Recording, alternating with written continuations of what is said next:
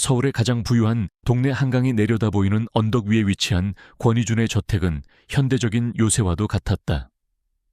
하지만 그 화려하고 차가운 외관과 달리 저택의 가장 깊숙한 곳에는 세상에서 가장 연약한 생명이 잠들어 있었다. 5살 배기 아들 권민호. 아이의 방은 최고급 병실을 그대로 옮겨놓은 듯했다. 각종 최첨단 의료 장비들이 조용한 소리를 내며 아이의 작은 숨소리 하나까지 놓치지 않고 기록하고 있었다. 권희준은 아들의 침대 옆에 앉아 잠든 아이의 얼굴을 가만히 내려다보았다. 창백한 피부와 가늘게 떨리는 속눈썹. 아이는 동화 속 어린 왕자처럼 아름다웠지만 유리처럼 위태로워 보였다. 이준의 눈에 깊은 고통과 죄책감이 스쳐 지나갔다. 밖에서는 피도 눈물도 없는 기업 사냥꾼으로 불리는 그였지만 이 작은 아이 앞에서는 언제나 무력한 한 명의 아버스에 불과했다. 대표님, 오늘 민호군의 바이탈 수치는 안정적입니다. 하지만 유전자 변이 속도는 여전히 예측 범위를 벗어나고 있습니다. 주치의의 보고는 희망보다는 절망에 가까웠다. 민호가 앓고 있는 병은 세계적으로도 보고된 사례가 거의 없는 희귀 유전 질환이었다. 현대의학으로는 원인도 치료법도 알 수 없었다. 이준은 그저 하루하루 아들의 생명이 꺼져가지 않기만을 기도할 뿐이었다. 그의 머릿속에 6년 전 그날의 끔찍한 기억이 불꽃처럼 되살아났다. 빗길 위에서의 굉음 뒤집힌 차, 그리고 모든 것을 삼켜버릴 듯 타오르던 화염. 그 사고로 그는 약혼녀와 아이의 친모 2사람을 동시에 잃었다. 아이의 엄마 한서연. 그녀는 그의 회사 소속의 뛰어난 신입연구원이었다. 그가 그녀의 재능을 알아보고 막 중요한 프로젝트를 맡기려던 참이었다. 그들의 관계는 미처 시작되기도 전에 비극으로 끝나버렸다. 그는 그녀를 지켜주지 못했다. 그 죄책감은 6년이 지난 지금까지도 그의 심장을 쇠사슬처럼 올가매고 있었다. 아들 민호는 그녀가 남긴 유일한 흔적이자 그의 삶을 지탱하게 하는 이유이며 동시에 그의 지독한 상처이기도 했다. 그는 아들을 볼 때마다 그녀를 떠올렸고 사무치는 그리움과 후회에 잠 못 이루는 밤이 허다했다. 다음 날 아침 제네시스 바이오 본사의 CEO 집무실. 권희준은 다시 냉혹한 기업의 총수로 돌아와 있었다. 그는 회의실에 모인 임원들 앞에서 한치의 오차도 없는 논리로 새로운 프로젝트의 허점을 파고들고 있었다. 이 계획안은 현실성이 결여되어 있습니다. 시장 분석 데이터는 과장되었고 리스크 관리는 전무합니다. 이런 안일한 생각으로 경쟁사인 넥서스 파마를 이길 수 있다고 생각합니까? 그의 목소리는 얼음처럼 차가웠다. 직원들은 그를 두려워하면서 동시에 존경했다. 그는 취임 5년 만에 제네시스 바이오를 업계 최고 수준으로 끌어올린 신화적인 존재였다. 하지만 아무도 그의 사생활에 대해서는 알지 못했다. 그가 매일 밤 어린 아들의 병상 앞에서 얼마나 처절한 사투를 벌이고 있는지, 그의 차가운 가면 뒤에 얼마나 깊은 슬픔이 숨겨져 있는지 아는 사람은 없었다. 한편 도시의 다른 한편 허름한 연구소의 비좁은 실험실에서는 또 다른 한 사람이 자신만의 외로운 싸움을 계속하고 있었다. 김은수라는 이름으로 살아가는 여자 한서연. 그녀는 낡은 컴퓨터 앞에서 복잡한 유전자 데이터를 분석하고 있었다. 남루한 연구원 가운과 수수한 얼굴은 그녀의 비범한 두뇌를 완벽하게 가려주는 위장이었다. 동료들은 그저 묵묵히 자기 일만 하는 조용한 보조 연구원 정도로 그녀를 여기고 있었다. 하지만 그녀의 진짜 목적은 따로 있었다. 그녀는 6년 전 사고에서 기적적으로 살아남았다. 하지만 그녀는 거대한 음모에 휘말려 연구 데이터를 훔쳤다는 누명을 쓴 채 세상에서 죽은 사람이 되어야만 했다. 자신과 뱃속의 아이를 지키기 위해 그녀는 자신의 죽음을 위장하고 이름도 과거도 모두 버린 채 숨어 살아야 했다. 지금 그녀가 분석하고 있는 데이터는 바로 자신의 아들 민호가 앓고 있는 희귀병에 대한 것이었다. 그녀는 아들이 자신에게서 그 병을 물려받았다는 것을 알고 있었다. 그리고 그녀가 6년 전 도둑맞은 바로 그 연구가 이 병을 치료할 유일한 열쇠라는 것도. 그녀는 언젠가 아들을 다시 만날 날을 꿈꾸며 절망적인 환경 속에서도 치료제 개발을 단 한순간도 포기하지 않았다. 그녀는 아무도 몰래 자신의 낡은 휴대폰에 저장된 사진 한 장을 꺼내보았다. 태어난 직후 딱 한 번 품에 안아보았던 갓난아기 때의 민호 사진이었다. 사진은 흐릿했지만 아이의 작은 얼굴은 그녀의 심장에 박힌 가장 아픈 동시에 가장 소중한 조각이었다. 그녀는 제네시스 바이오의 CEO 권희준이 자신의 옛 상사이자 아이의 아버지라는 사실은 꿈에도 모른 채 그저 그 역시 그날 사고의 피해자라고만 생각하고 있었다. 그날 밤도 권희준은 잠든 아들의 곁을 지키며 반드시 치료법을 찾아내겠다고 다짐하고 있었다. 그의 얼굴에는 아버지로서의 비장한 결의가 서려 있었다. 같은 시각도시 반대편의 작은 실험실에서 한서연은 마침내 복잡한 유전자 염기 서열 속에서 희미한 돌파구를 발견한 듯 빛나는 눈으로 모니터를 응시하고 있었다. 하나의 아이와 하나의 비극으로 묶인 두 영혼은 서로의 존재를 전혀 알지 못한 채 같은 전쟁을 각자의 방식으로 치르고 있었다. 주말 아침 제네시스 바이오가 후원하는 희귀병 아동들을 위한 자선 행사가 국립과학박물관에서 열렸다. 행사장에는 수많은 아이들의 웃음소리와 기자들의 카메라 플래시가 가득했다. 이것은 기업의 이미지를 위한 계산된 홍보 활동이었지만 권희준에게는 지극히 개인적인 의미를 갖는 자리였다. 그는 아들 민호의 손을 잡고 자상한 기업가의 미소를 연기하고 있었지만 그의 모든 신경은 오직 아들의 컨디션에만 집중되어 있었다. 같은 시각 한서연은 김은수라는 이름으로 박물관의 다른 한편에 있었다. 그녀는 행사에 참여한 것이 아니었다. 휴일을 맞아 새롭게 열린 유전자 서열 분석 특별 전시회에서 자신의 연구에 대한 영감을 얻기 위해 이곳을 찾은 것이었다. 그녀는 복잡한 유전자 구조 모형 앞에서 깊은 생각에 잠겨 있었고 주변의 소란스러움은 그녀의 의식에 들어오지 않았다. 운명은 그렇게 서로 다른 목적을 가진 두 사람을 같은 공간 같은 시간으로 이끌고 있었다. 사건은 예고 없이 찾아왔다. 수많은 인파와 끊임없이 터지는 카메라 플래시에 노출된 민호의 상태가 갑자기 나빠지기 시작했다. 아이는 가쁜 숨을 몰아쉬더니 이내 파랗게 질린 얼굴로 바닥에 쓰러졌다. 아이의 호흡이 멎었다. 아이를 둘러싸고 비명과 함께 아수라장이 펼쳐졌다. 이준의 심장이 멎는 듯했다.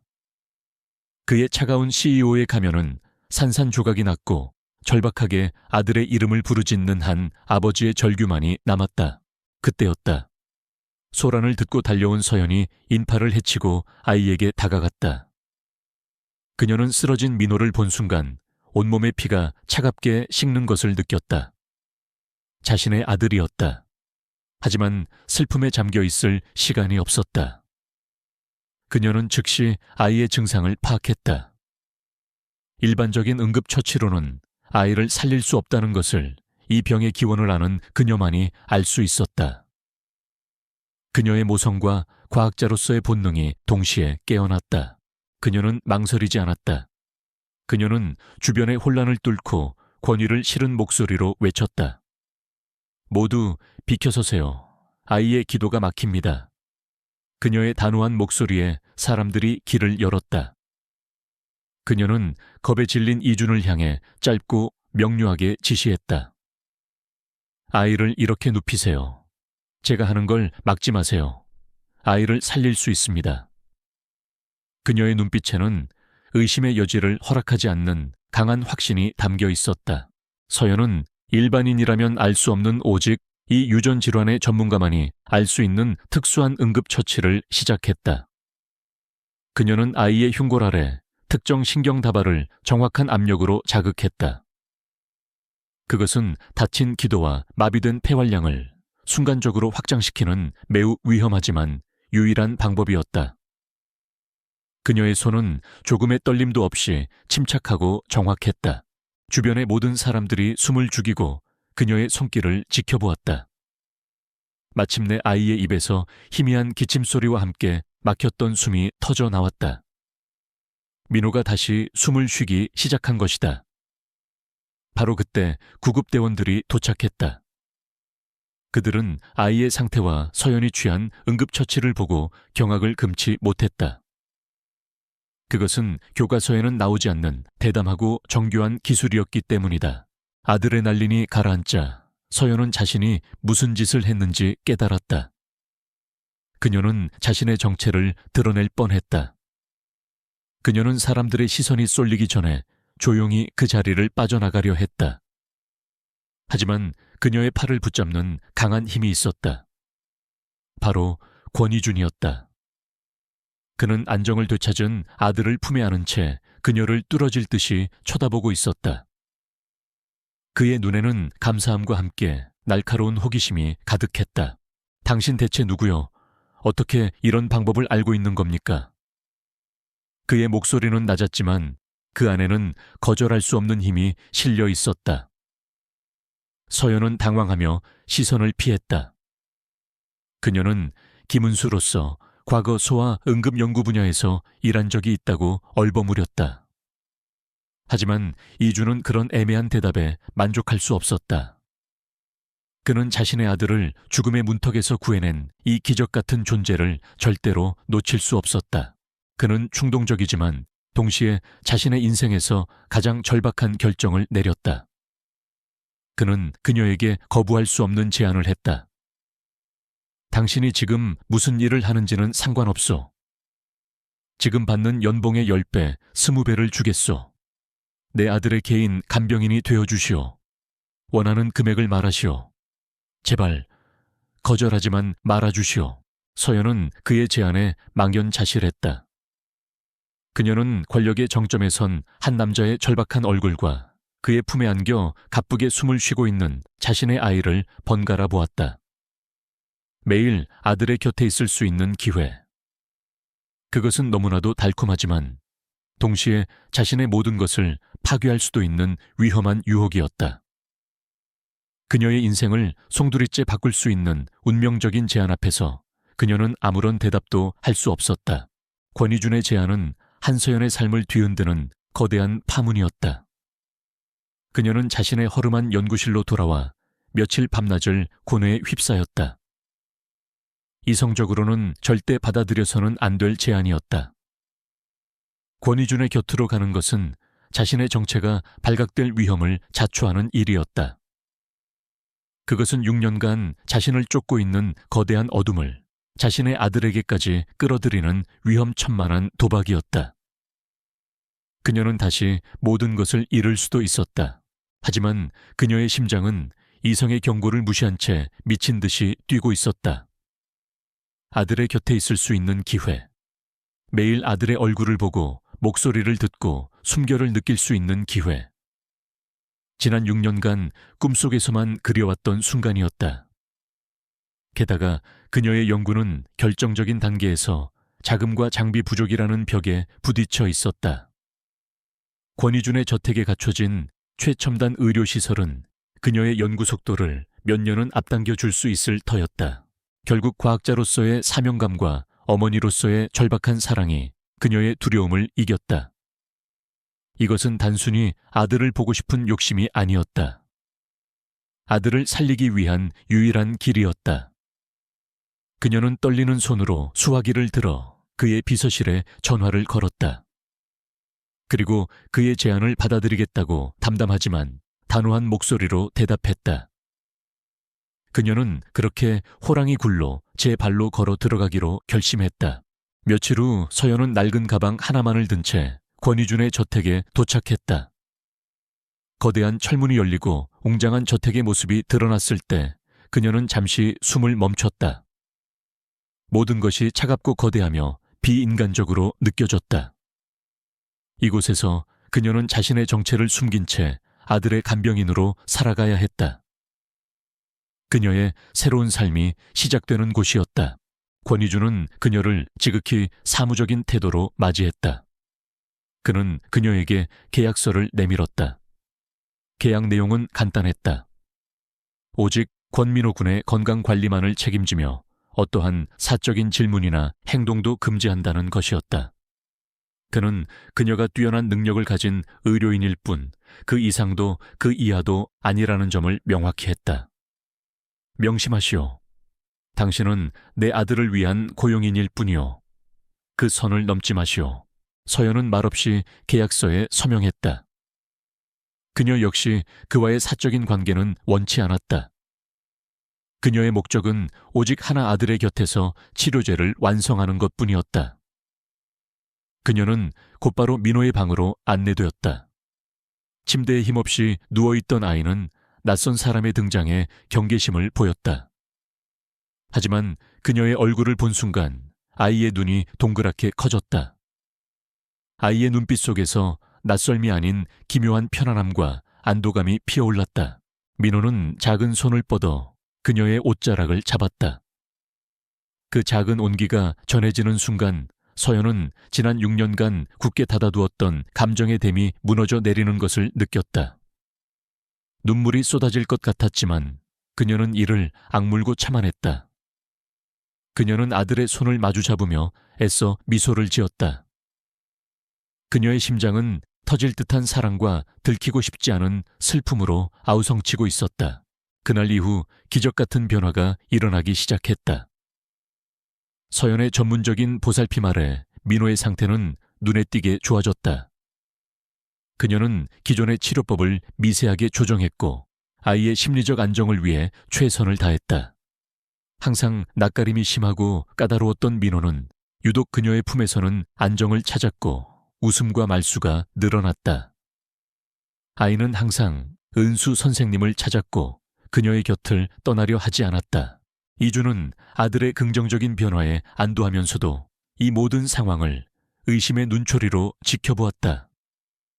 그는 김은수라는 여자의 배경을 철저히 조사했다. 하지만 그녀의 이력은 너무나도 깨끗하고 동시에 의심스러울 정도로 단순했다. 마치 최근에 급조된 신상 정보처럼 보였다. 그는 그녀와의 짧은 대화 속에서 그녀의 과거에 대해 떠보려 했지만 그녀는 언제나 능숙하게 화제를 돌리며 자신에 대한 이야기를 피했다. 그들의 동거는 긴장감 속에서 이어졌다. 그들은 거대한 식탁에서 말없이 식사를 했고 긴 복도에서 마주칠 때면 어색한 목례만을 나누었다. 그는 차가운 고용주였고 그녀는 유능하지만 비밀스러운 피고용인이었다. 하지만 그들 사이에는 민호라는 강력한 연결고리가 존재했다. 아이에 대한 공통된 사랑과 걱정이 그들을 원치 않는 가까움 속으로 계속해서 엮어 들어가고 있었다. 어느 날 밤 이주는 습관처럼 민호 방의 보안 모니터를 보고 있었다. 그는 화면 속에서 믿을 수 없는 광경을 목격했다. 아무도 보고 있지 않다고 생각한 서연이 잠든 민호의 머리를 부드럽게 쓰다듬고 있었다. 그녀의 얼굴에는 단순한 간병인의 애정을 넘어선 깊고 애틋하며 심장이 저릴 만큼 슬픈 사랑이 가득했다. 이주는 그 표정을 본 순간 온몸에 소름이 돋았다. 저 여자는 대체 누구인가? 그의 의심은 이제 걷잡을 수 없는 미스터리가 되어 그를 혼란에 빠뜨리고 있었다. 권희준의 저택에 미묘한 평화가 깃드는 동안 제약업계의 거대 제국 넥서스 파마의 회장실에서는 검은 야망이 독사처럼 꿈틀대고 있었다. 윤태섭 회장은 고풍스러운 서재에 앉아 사설 탐정으로부터 올라온 보고서를 읽고 있었다. 보고서에는 박물관에서 권민호를 구한 뒤 권희준의 저택으로 들어가는 김은수라는 여자의 사진이 첨부되어 있었다. 탐정은 그녀가 6년 전 사고로 죽은 연구원 한서연과 놀라울 정도로 닮았다는 코멘트를 덧붙였다. 윤 회장의 온화해 보이는 얼굴이 순간 차갑게 굳어졌다. 한서연. 그 이름은 그가 지난 6년간 애써 묻어두었던 과거의 망령이었다.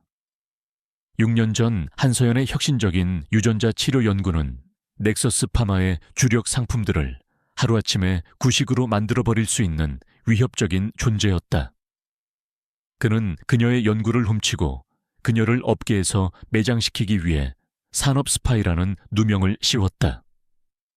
그리고 사고를 위장해 그녀를 제거하려 했다. 그의 계획은 거의 완벽했다.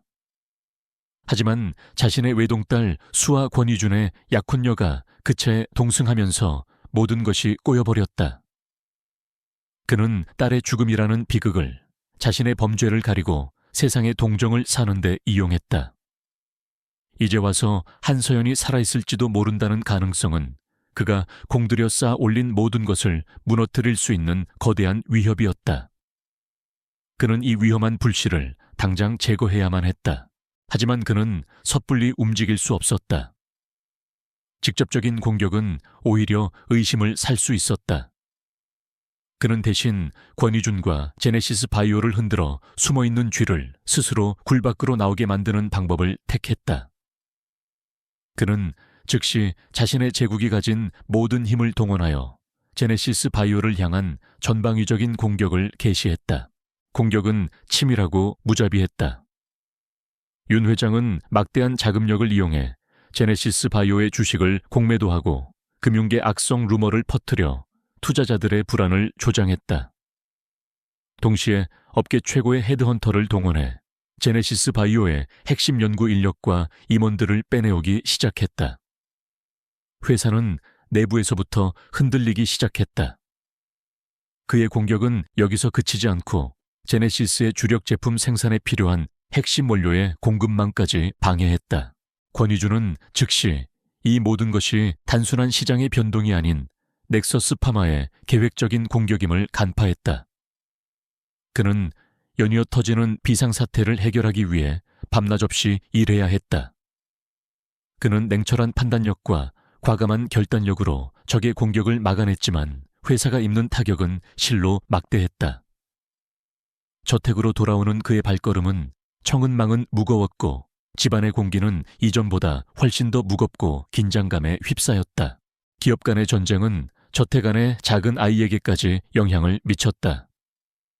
넥서스 파마가 공급을 막은 원료 중에는 민호의 맞춤형 치료제에 사용되는 핵심 화합물이 포함되어 있었다. 저택에 비축해둔 약품 재고가 바닥을 드러내기 시작했다. 민호의 주치의는 패닉에 빠졌다. 당장 대체 약품을 구하지 못하면 아이의 상태가 급격하게 악화될 수 있는 위기 상황이었다. 이 사실을 알게 된 서연은 더 이상 수동적인 간병인으로만 머물러 있을 수 없었다. 그녀는 민호의 의료동에 있는 실험실 장비를 이용해 밤을 새워 분석에 매달렸다. 그녀는 기존 화합물의 분자 구조를 분석하고 저택에서 구할 수 있는 다른 재료들을 조합하여 임시 대체 물질을 합성하는 작업에 착수했다. 그것은 단순한 간병인이 아니라 세계적인 수준의 생화학자만이 해낼 수 있는 고도의 작업이었다. 그날 밤 회사와의 전쟁으로 녹초가 되어 돌아온 이주는 주치의로부터 약품 부족 사태에 대한 절망적인 보고를 받고 있었다. 그의 분노가 폭발하기 직전 서연이 조용히 그들에게 다가왔다. 그녀의 손에는 자신이 밤새 만들어낸 순도 높은 화합물이 담긴 작은 바이알이 들려 있었다. 그녀는 그것에 성분 분석표와 효능에 대한 상세한 데이터를 함께 내밀었다. 권희준과 주치의는 말문이 막혔다. 그녀가 내민 데이터는 완벽했다. 그것은 기적과도 같았다. 이주는 충격에 휩싸인 채 그녀를 바라보았다. 이제 김은수라는 여자를 향한 그의 의심은 더 이상 희미한 감이 아니었다. 그는 확신했다. 그녀는 절대로 평범한 간병인이 아니었다.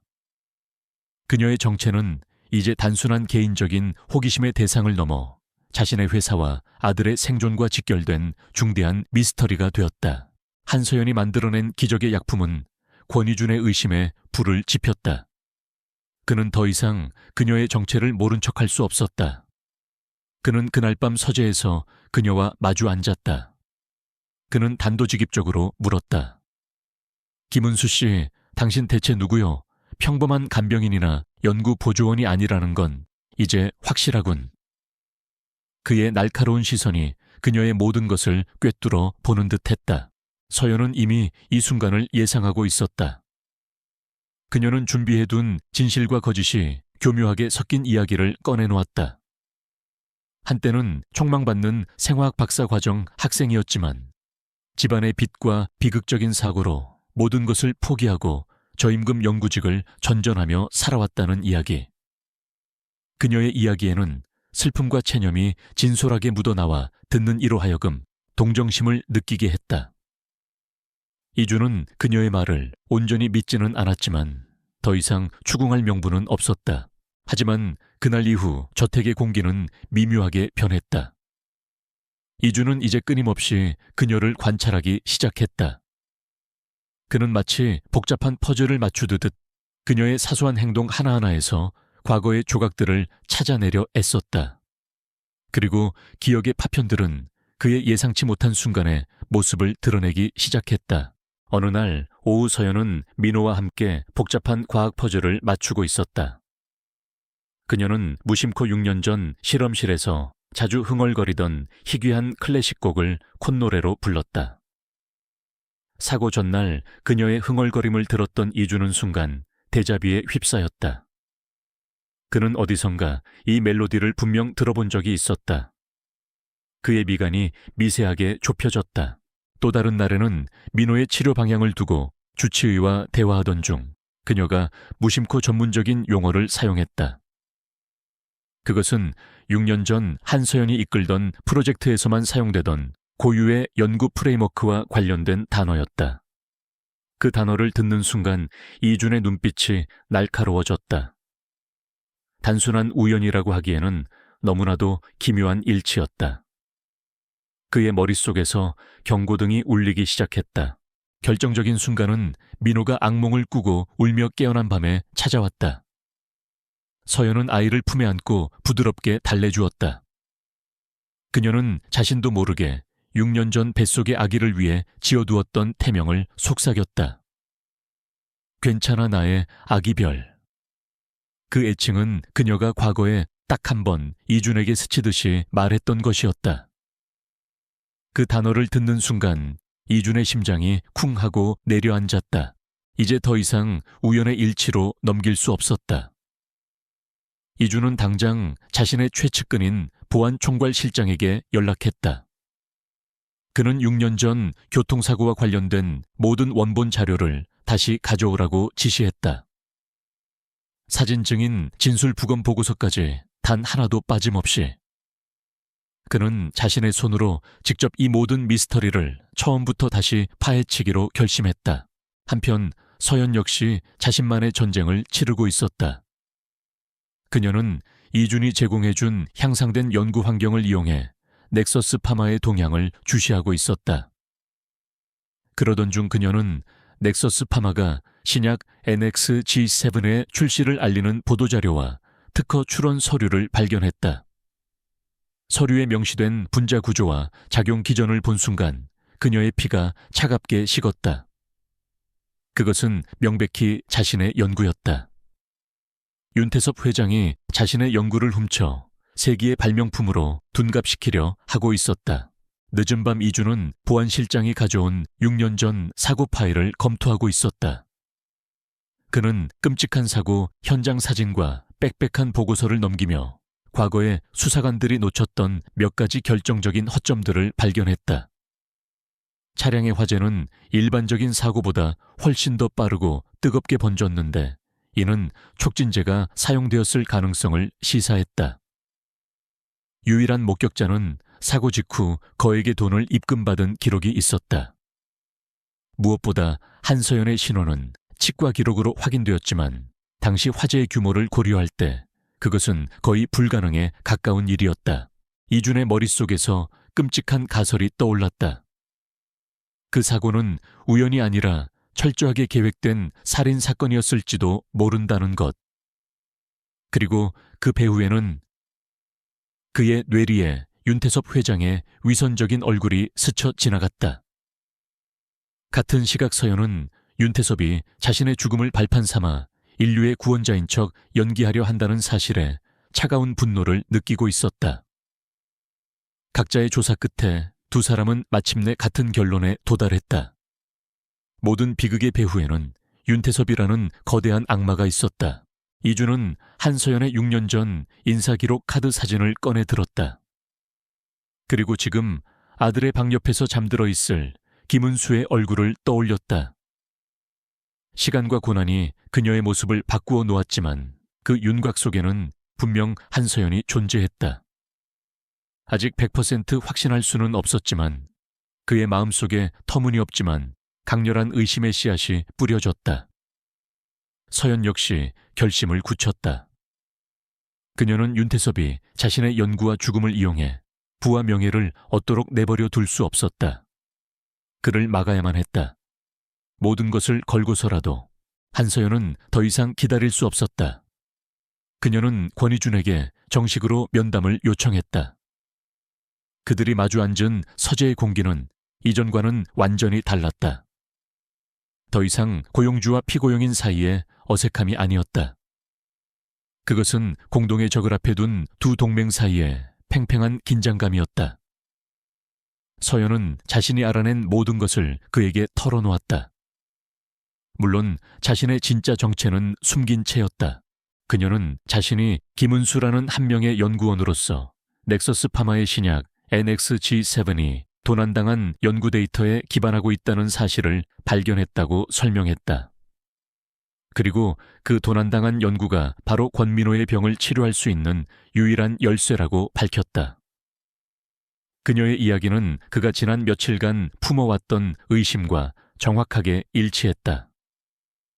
그의 불가능할 것 같던 가설, 즉 김은수가 어떻게든 한서연과 연결되어 있다는 생각이 더욱 강해졌다. 그는 그녀의 눈에서 불타는 듯한 결의와 진실성을 보았다. 그는 더 이상 망설이지 않았다.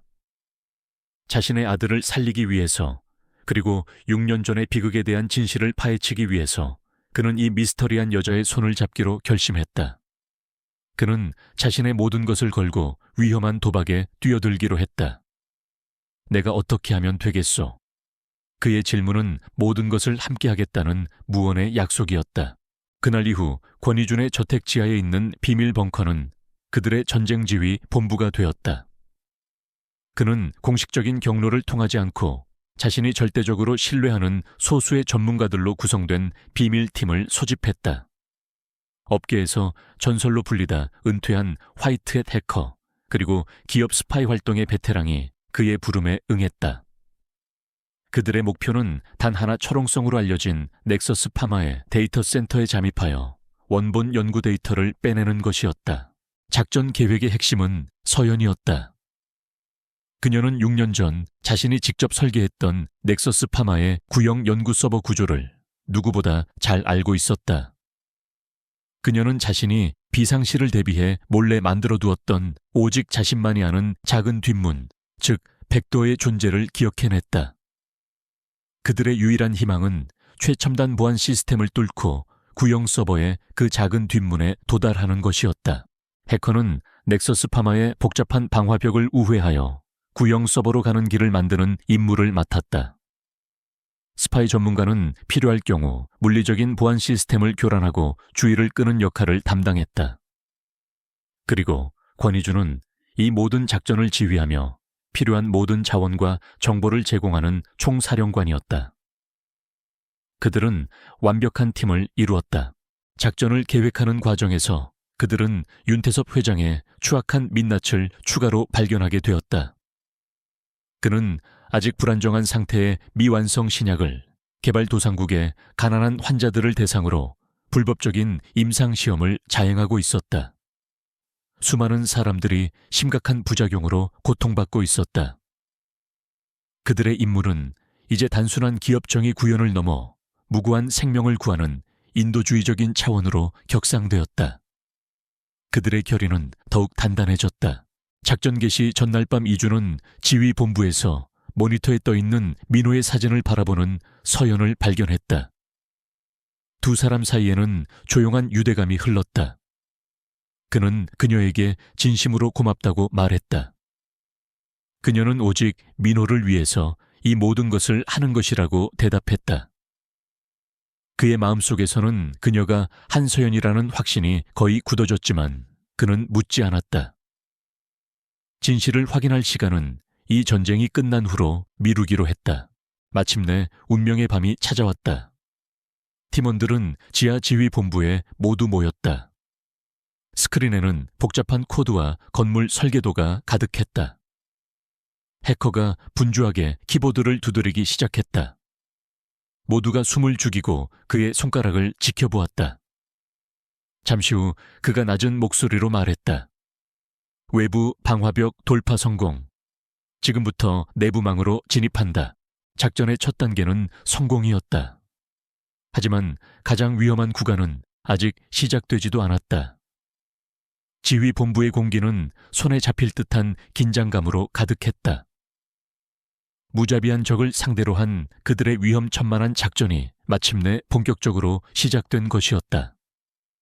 이제 더 이상 돌아갈 길은 없었다. 성공 아니면 파멸 둘 중 하나뿐이었다. 넥서스 파마의 내부망으로 진입한 순간부터 권희준의 지하 벙커는 숨막히는 전쟁터로 변했다. 해커의 손가락이 키보드 위에서 춤을 추었고 스크린에는 수백 줄의 코드가 폭포수처럼 흘러내렸다. 한서연은 그의 곁에서 6년 전의 기억을 더듬으며 잊혀진 서버의 구조를 정확하게 안내했다. 세 번째 데이터 노드에서 좌회전하세요. 거기에 구형 진단 포트가 있을 거예요. 그들의 호흡은 완벽했다. 마침내 그들은 목표 지점인 구형 연구 서버에 도달했다. 서연은 자신이 심어두었던 비밀의 뒷문을 열었다. 그녀의 심장이 가슴을 뚫고 나올 듯이 뛰었다. 화면에 원본 연구 데이터의 다운로드가 시작되었음을 알리는 진행률 표시 막대가 나타났다. 7%, 20%. 시간은 멈춘 듯 느리게 흘러갔고 벙커 안의 모든 사람들은 숨을 죽인 채 그 작은 막대기만을 바라보고 있었다. 다운로드가 90%를 넘어선 바로 그 순간이었다. 갑자기 모든 스크린이 붉게 변하며 날카로운 경보음이 울려 퍼졌다. 네트워크 침입 감지, 봉쇄 프로토콜 가동. 화면 중앙에 떠오른 메시지는 사형 선고와도 같았다. 그들은 함정에 빠진 것이었다. 모든 것이 윤태섭 회장의 손바닥 아니었다. 그는 그들이 데이터를 미끼로 달려들 것을 정확히 예측하고 그들을 잡기 위한 거대한 덫을 놓았던 것이다. 벙커 안은 순식간에 혼란에 휩싸였다. 젠장 추적당하고 있어. 당장 빠져나가야 해. 해커가 외쳤다. 그들이 설치해둔 원격 접속 지점으로 넥서스 파마의 물리 보안팀이 촌버깅하고 있다는 보고가 들어왔다. 하지만 다운로드는 99%에서 멈춰 있었다. 마지막 1%. 그 안에는 어쩌면 민호의 치료에 가장 결정적인 데이터가 들어있을지도 몰랐다. 권희준은 찰나의 순간에 결정을 내려야 했다. 여기서 포기하고 안전하게 빠져나갈 것인가? 아니면 모든 것을 걸고 마지막 데이터를 손에 넣을 것인가? 서연이 애원하는 눈빛으로 그를 바라보았다. 이준은 결단을 내렸다. 데이터를 마저 전송해. 모든 책임은 내가 지겠소. 그의 목소리에는 흔들림이 없었다. 데이터 전송이 완료되는 것과 동시에 넥서스 파마의 보안팀이 그들의 원격 접속 지점을 덮쳤다. 이준의 팀은 격렬하게 저항하며 미리 준비해둔 연막탄을 터뜨리고 혼란을 틈타 현장을 빠져나왔다. 그들은 데이터를 손에 넣었지만 자신들의 존재를 명백히 노출하고 말았다. 넥서스 파마는 제네시스 바이오와 연결된 네트워크 프록시에서 공격이 시작되었다는 명백한 디지털 지문을 확보했다. 다음 날 아침 세상은 뒤집혔다. 윤태섭 회장은 긴급 기자회견을 열어 권희준이 이끄는 제네시스 바이오가 자신들의 신약 연구를 훔치기 위해 악의적인 해킹 공격을 감행했다는 명백한 증거를 제시했다.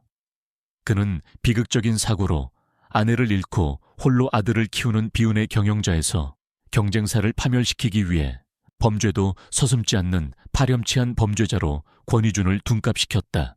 윤 회장은 완벽한 피해자를 연기했다. 그의 눈물과 분노에 찬 연설에 여론은 순식간에 그에게 동정적으로 돌아섰다. 제네시스 바이오의 주가는 끝없이 추락했고 검찰은 즉시 권희준과 제네시스 바이오에 대한 공식적인 수사를 발표했다. 윤 회장의 함정은 단순히 해킹을 막는 것이 목적이 아니었다. 권희준의 사회적 생명을 완전히 끊어버리는 것이 그의 진짜 목표였다. 벙커 안에 모인 이준과 서현 그리고 팀원들은 대형 스크린으로 기자회견을 지켜보았다. 그들의 손에는 아들을 살리고 결백을 증명할 수 있는 데이터가 있었다. 하지만 이제 그 데이터는 자신들이 저지른 범죄의 증거물이 되어버렸다. 이것을 공개하는 것은 자신들의 범행을 자백하는 꼴이었다.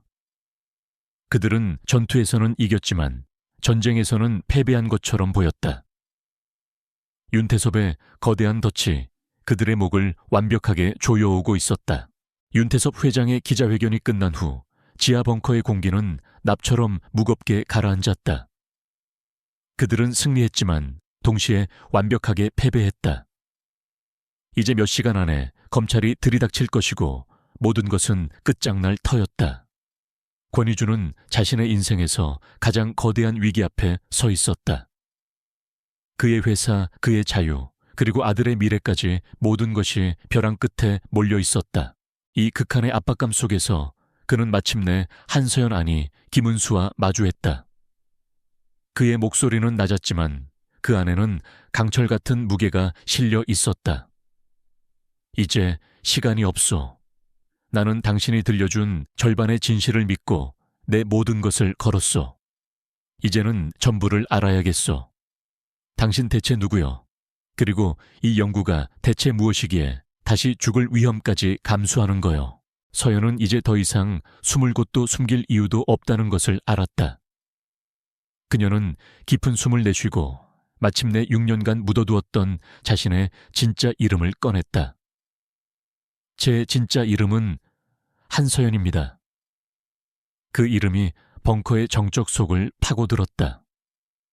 이준은 그 자리에 얼어붙었다.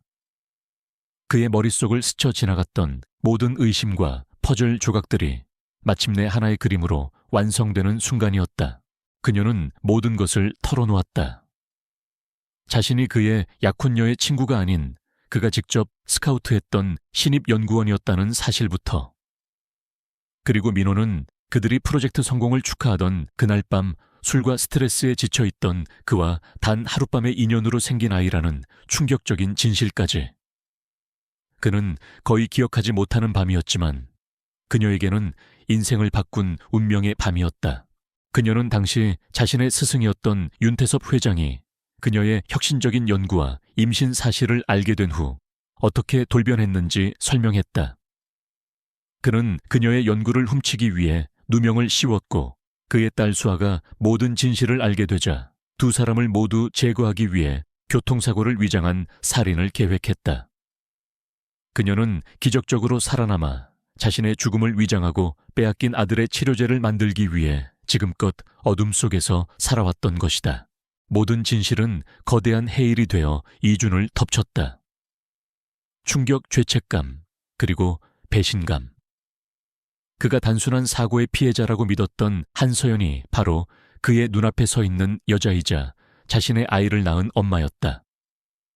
그는 그녀를 기억하지 못했고 지켜주지 못했으며 지난 2년간 자신의 집에서 고통받도록 내버려 두었다. 그 죄책감이 그의 심장을 갈기갈기 찢어놓았다. 그리고 그 모든 감정의 끝에서 화산 같은 분노가 치밀어 올랐다. 윤태섭을 향한 살의에 가까운 분노였다. 그 남자는 단순한 경쟁자가 아니었다. 그는 자신의 딸을 죽이고 자신이 사랑했던 여자를 죽이려 했으며 그녀의 인생을 훔치고 지난 6년간 자신을 기만해 온 악마였다.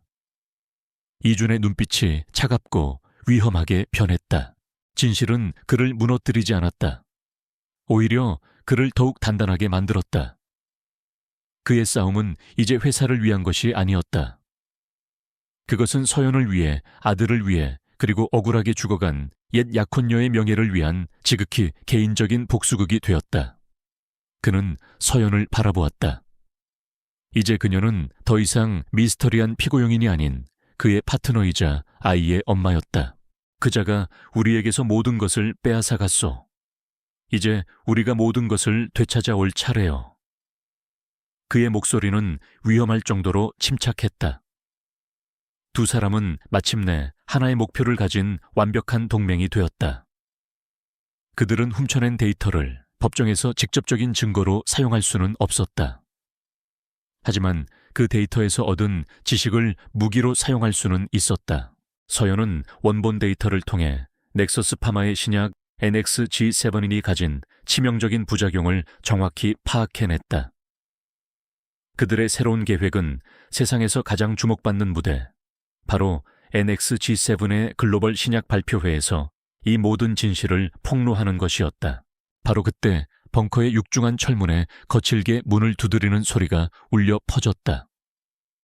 검찰이 들이닥친 것이었다. 이준과 서연은 서로를 마주보았다. 그들의 눈에는 더 이상 두려움이 없었다. 그들에게는 이제 진실이라는 가장 강력한 무기와 서로에 대한 믿음이 있었다. 그가 그녀의 손을 잡았다. 이제 그들을 마주할 시간이요. 두 사람은 패배한 범죄자가 아닌 마지막 결전을 앞둔 전사의 얼굴로 함께 문을 열었다. 일주일 후 세상은 윤태섭 회장을 인류를 구원할 영웅으로 칭송하고 있었다. 보석으로 풀려난 권위주는 검찰 조사를 받으며 사회적으로 완전히 고립된 신세였다. 넥서스 파마의 신약 NXG7의 글로벌 론칭 행사가 열리는 최고급 호텔의 그랜드 볼룸은 축제 분위기로 가득했다.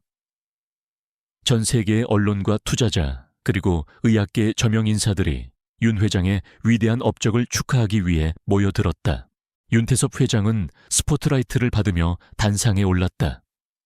그는 인자한 미소를 지으며 질병 없는 세상을 만들기 위한 자신의 헌신에 대해 열변을 토했다. 그는 심지어 6년 전 비극적인 사고로 잃은 자신의 딸을 언급하며 그 슬픔을 인류애로 승화시켰다고 위선적인 연설을 늘어놓았다. 그는 연설의 마지막에 NXG7의 화려한 홍보 영상을 공개하며 행사의 절정을 장식하려 했다. 바로 그 순간이었다. 그가 재생 버튼을 누르려는 찰나 그의 등 뒤에 있던 거대한 스크린이 갑자기 꺼지더니 제네시스 바이오의 로고가 화면을 가득 채웠다. 축제 분위기로 가득했던 행사장에 찬물을 끼얹은 듯한 정적이 흘렀다. 모든 사람들이 당황하여 웅성거리는 사이 그랜드 볼룸의 정문이 활짝 열렸다. 권위준이 안으로 들어섰다. 그는 패배자의 모습이 아니었다. 그의 눈빛은 차가웠지만 그 안에는 모든 것을 끝내러 온 왕의 위엄이 서려 있었다. 그리고 그의 곁에는 더 이상 초라한 연구보조원이 아닌 당당하고 지적인 과학자의 모습을 한 한서연이 함께 서 있었다. 그들의 등장은 행사장 안의 모든 카메라와 시선을 블랙홀처럼 빨아들였다. 이준은 경악한 행사 스태프의 손에서 마이크를 빼앗아 들었다. 그의 목소리가 장내에 울려 퍼졌다. 윤태섭 회장님, 세상의 박수를 받기 전에 당신이 먼저 마주해야 할 진실이 있습니다. 이 자리에 NXG7의 진짜 개발자가 와 계십니다. 그는 자신의 옆에 선 서연을 가리켰다. 이제 모든 스포트라이트가 그녀에게로 향했다. 서연은 마이크를 건네받았다. 그녀의 목소리는 처음에는 가늘게 떨렸지만 이내 강하고 단단해졌다. 그녀는 자신의 이야기를 시작했다. 제 이름은 한서연입니다. 그리고 윤태섭 회장님의 말씀에 따르면 저는 6년 전에 죽은 사람입니다. 그녀의 첫 마디는 행사장에 거대한 폭탄을 터뜨렸다. 장내는 충격과 혼란으로 술렁이기 시작했다. 그녀는 훔쳐낸 데이터를 증거로 제시하지 않았다. 대신 그녀는 과학자로서 NXG7의 치명적인 결함을 정면으로 반박했다. 그녀는 자신의 완벽한 지식을 이용해 NXG7이 인류의 치료제가 아닌 심각한 부작용을 유발할 수 있는 잠재적인 독극물이라는 사실을 과학적으로 증명해 보였다. 그녀가 미리 준비한 예측 모델과 화학 분석 자료가 스크린에 펼쳐졌고 그녀의 반박은 논리적이고 완벽했다. 그녀는 마지막으로 윤 회장이 이 모든 결함을 알고 있었음에도 불구하고 자신을 영원히 침묵시키고 신약을 시장에 출시하려 했다고 폭로했다. 그녀는 6년 전의 누명과 위장된 사고의 진실을 담담하지만 힘있는 목소리로 세상에 고발했다. 윤 회장은 이 모든 것이 권희준이 고용한 사기꾼의 연극이라고 미친 듯이 소리쳤다. 하지만 이준에게는 마지막 카드가 남아 있었다. 그들의 데이터 해킹은 불법이었지만 그 과정에서 확보한 다른 증거가 있었다. 스크린의 영상 하나가 재생되었다. 그것은 그들의 해킹 당시 넥서스 파마의 보안팀이 윤 회장에게 다급하게 보고하는 CCTV 음성 기록이었다. 회장님 예측하신 대로입니다. 그들이 한서연의 원본 데이터를 훔치려 하고 있습니다. 그 음성은 윤 회장이 처음부터 그 데이터가 한서연의 것이라는 사실을 알고 있었으며 그들이 그것을 되찾으러 올 것을 예상하고 함정을 팠다는 명백한 증거였다. 모든 것이 끝났다. 살아 돌아온 유령의 증언과 신약의 치명적 결함에 대한 과학적 폭로, 그리고 이 모든 것을 뒷받침하는 결정적인 증거까지. 윤 회장은 완벽하게 코너에 몰렸다. 그가 무대에서 도망치려던 순간 행사장 문이 다시 열리고 검사들이 들이닥쳤다. 그들은 전 세계의 언론이 지켜보는 앞에서 몰락한 황제의 손에 차가운 수갑을 채웠다. 윤 회장이 끌려나가는 순간 그는 단상 위에 함께 서 있는 이준과 서연을 보았다. 그는 패배했다. 한편 저택에서 보호자와 함께 이 모든 광경을 TV로 지켜보던 민호는 처음으로 화면 속의 엄마를 알아보았다. 아이는 작은 목소리로 하지만 분명하게 속삭였다. 엄마. 공적인 정의가 실현되는 순간 한 가족의 개인적인 재회가 막 시작되고 있었다. 신약 발표회장에서의 폭로는 세상을 뒤흔든 거대한 태풍이 되었다. 윤태섭 회장의 체포 소식은 전 세계의 헤드라인을 장식했고 철옹성 같았던 넥서스 파마는 하루아침에 모래성처럼 무너져 내렸다. 한서연의 이름은 6년간의 오명을 벗고 불의에 맞서 싸운 용기와 정의의 상징이 되었다. 그녀를 향한 세상의 시선은 이제 동정이 아닌 존경으로 가득 차 있었다. 세상의 폭풍은 멎었지만 권희준의 저택에서는 이제야 비로소 그들만의 진짜 이야기가 시작되고 있었다. 이준과 서연은 6년이라는 길고 긴 시간을 사이에 두고 서로를 마주했다. 그들의 사이에는 말로 다 할 수 없는 후회와 미안함, 그리고 잃어버린 시간에 대한 아픔이 흐르고 있었다. 그는 그녀를 알아보지 못하고 그녀가 자신의 그림자 속에서 고통받도록 내버려 둔 것에 대해 진심으로 사죄했다. 서연은 그런 그를 따뜻하게 용서했다. 그녀 역시 그가 혼자서 짊어져야 했던 고통의 무게를 이해하고 있었다. 그들의 대화는 6년간의 상처를 마법처럼 치유해주지는 못했다. 하지만 그들은 앞으로 남은 모든 시간을 함께하며 서로의 상처를 보듬고 함께 치유해 나가기로 약속했다. 그들의 새롭고 진실한 관계는 그렇게 서로에 대한 깊은 이해와 용서 위에서 다시 시작되었다. 이제 그들에게는 가장 중요하고도 어려운 과제가 남아 있었다.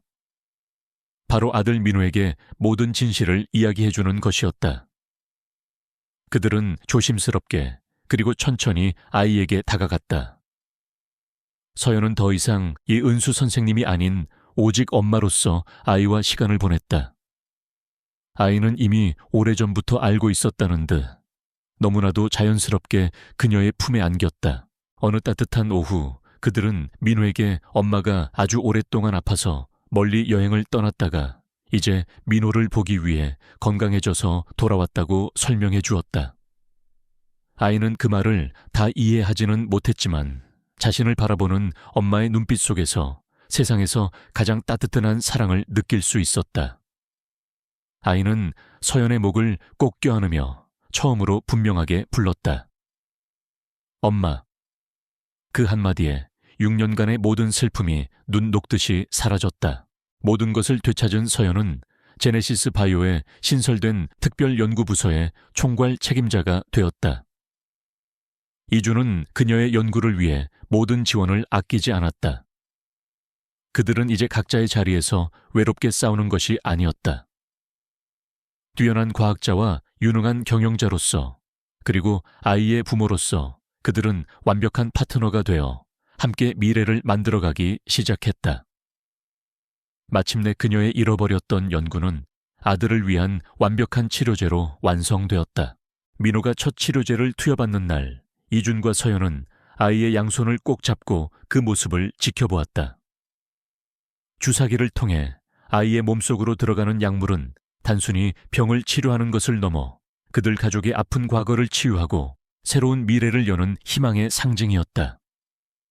그들은 서로를 바라보며 눈물 어린 미소를 지었다. 1년 후, 저택의 정원에서는 더 이상 의료 장비에 의존하지 않는 건강하고 활기찬 6살 민호가 마음껏 뛰어놀고 있었다. 서연의 연구는 전 세계의 다른 희귀병 아이들에게도 새로운 희망을 선물했고, 그녀는 의학계에서 가장 존경받는 인물 중 한 명이 되었다. 권희주는 여전히 카리스마 넘치는 CEO였지만 이제 그의 얼굴에서는 과거의 차가운 그늘을 찾아볼 수 없었다. 그는 매일 저녁 5시면 모든 업무를 마치고 세상에서 가장 소중한 자신의 가족에게로 돌아왔다. 그날 저녁도 세 사람은 정원에 함께 모여 평범하지만 소중한 일상의 행복을 나누고 있었다. 이준, 서연, 그리고 민호. 그들은 길고 어두운 터널을 지나 마침내 완전한 가족이 되었다. 그들이 그토록 힘들게 되찾은 사랑과 미래는 저녁 노을처럼 따뜻하고 아름답게 그들을 비추고 있었다.